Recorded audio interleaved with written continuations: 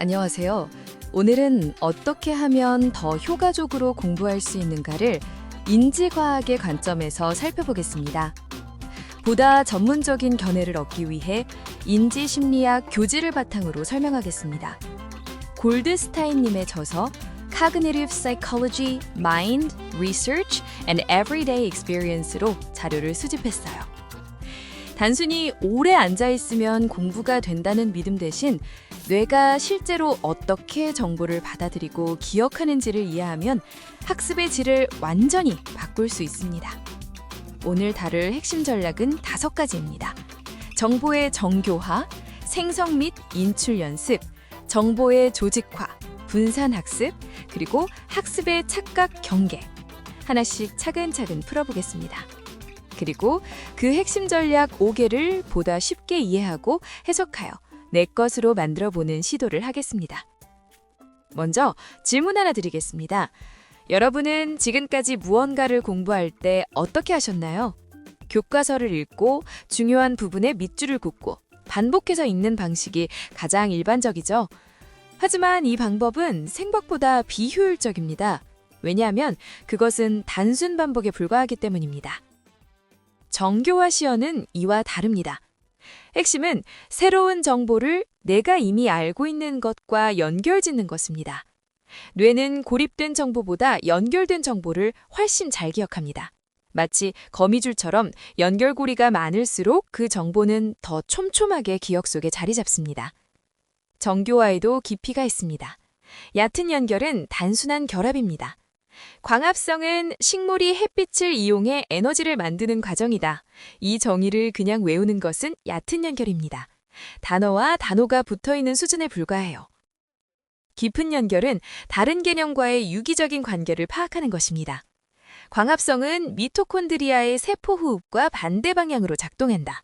하나는 이산화탄소를 소비하고 산소를 내보내고 다른 하나는 산소를 소비하고 이산화탄소를 내보낸다. 그렇다면 이 두 과정이 균형을 이루지 못하면 어떤 일이 벌어질까? 이처럼 왜, 어떻게, 다른 것과 어떻게 연결되는가를 탐색하는 것이 깊은 연결입니다. 첫째, 내 주변과 연결하기. 배운 내용을 나의 경험이나 일상에 대입해보는 겁니다.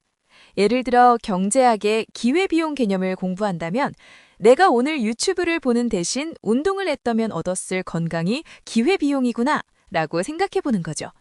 추상적인 개념이 갑자기 생생하게 살아납니다. 둘째, 상상으로 연결하기. 시각적 이미지를 활용하는 방법입니다.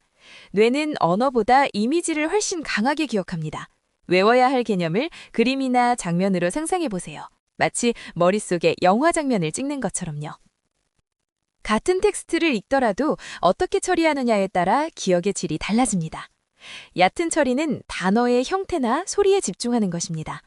이 단어는 몇 글자지? 받침이 있네? 이런 수준의 처리는 금방 사라집니다. 깊은 처리는 의미와 맥락, 다른 개념과의 관계에 주목합니다. 이 개념은 내가 지난번에 배운 그것과 어떻게 다른가? 어떤 상황에서 이 원리가 적용될까? 이런 질문을 스스로 던지며 읽는 것이 깊은 처리입니다. 시간이 조금 더 걸리더라도 기억에 남는 양과 깊이는 비교할 수 없을 만큼 차이납니다. 강의를 들을 때 혹은 교재를 읽을 때 이건 이해했어 라는 느낌을 받은 적이 있으시죠? 그런데 시험지를 받았을 때 또는 누군가에게 설명하려 했을 때 갑자기 기억이 나지 않는 경험도 있을 겁니다. 왜 그럴까요? 그 이유는 인식과 인출이 완전히 다른 인지 과정이기 때문입니다. 무언가를 보고 맞아 하는 것과 백지 상태에서 직접 끄집어내는 것은 뇌가 사용하는 근육이 다릅니다. 연구에 따르면 한 번 공부하고 3번 복습하는 것보다 한 번 공부하고 3번 자기 스스로 떠올려 보는 것이 장기 기억에 훨씬 효과적입니다. 이것을 인출 효과라고 합니다. 실전 방법은 간단합니다.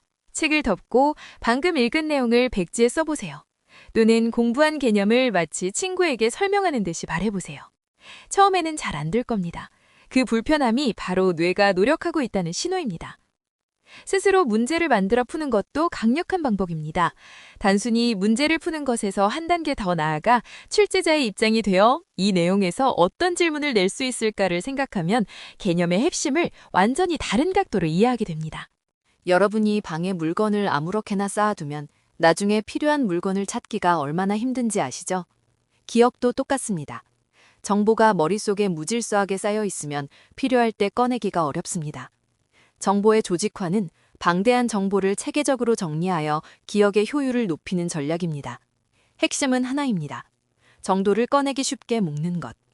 서랍에 종류별로 물건을 넣어두면 필요할 때 바로 열 수 있듯이 개념들도 의미 있는 단위로 묶어두면 훨씬 빠르게 접근할 수 있습니다. 분류는 비슷한 개념들을 같은 범주로 묶는 것입니다.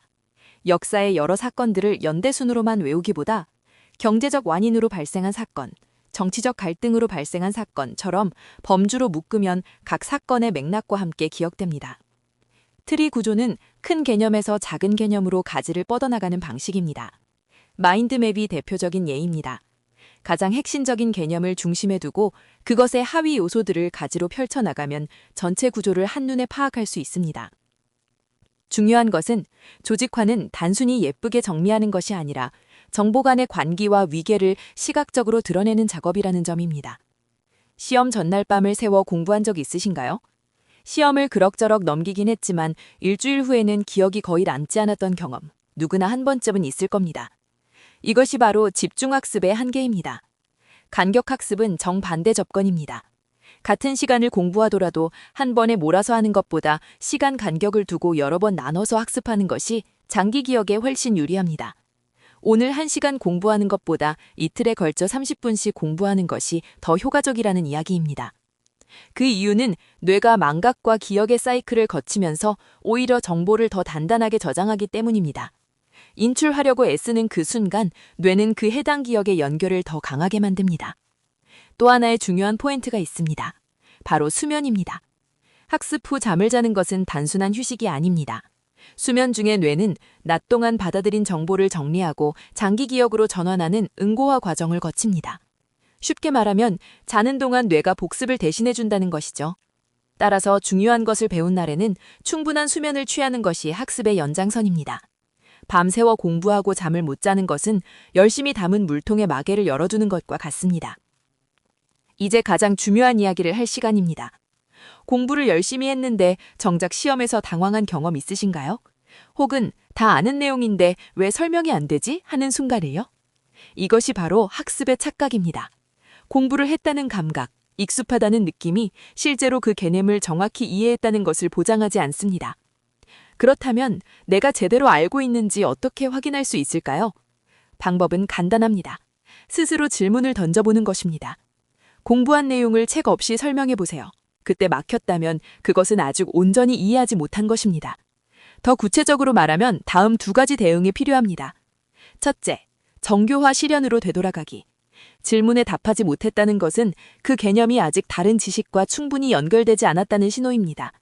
일부에서 다룬 정교화 전략을 다시 적용해 그 개념과 주변 지식 사이의 연결을 더 깊게 만들어야 합니다. 둘째, 질문하기를 통한 메타인지 점검. 메타인지란 내가 무엇을 알고 무엇을 모르는지를 아는 능력입니다. 학습의 질을 결정짓는 가장 핵심적인 능력 중에 하나입니다. 나는 이 개념을 설명할 수 있는가? 예시를 들 수 있는가? 왜 그렇게 작동하는지 말할 수 있는가? 이런 질문들을 공부 중에 습관적으로 던지는 것. 그것이 메타인지를 단련하는 방법입니다. 오늘 배운 5가지 전략을 다시 한번 정리해 보겠습니다. 정교화는 깊은 연결을 만들어 기억의 뿌리를 깊게 심는 것이고, 인출 연습은 그 뿌리를 실제로 사용하면서 더욱 단단하게 만드는 것입니다. 조직화는 지식을 체계적인 지도처럼 배열해 필요할 때 바로 꺼낼 수 있게 하고, 분산학습과 수면은 뇌가 그 지도를 장기 기억으로 굳히도록 돕습니다. 마지막, 착각 경계는 이 모든 과정이 제대로 작동하고 있는지를 점검하는 나침반 역할을 합니다. 그리고 핵심 포인트는 이것입니다. 질문을 던졌을 때 답하지 못하는 상황을 인식하는 순간이 바로 다시 정교화 단계로 돌아가야 한다는 신호입니다. 이 피드백 루프를 의식적으로 반복하는 것이 학습의 질을 결정짓는 가장 중요한 습관입니다.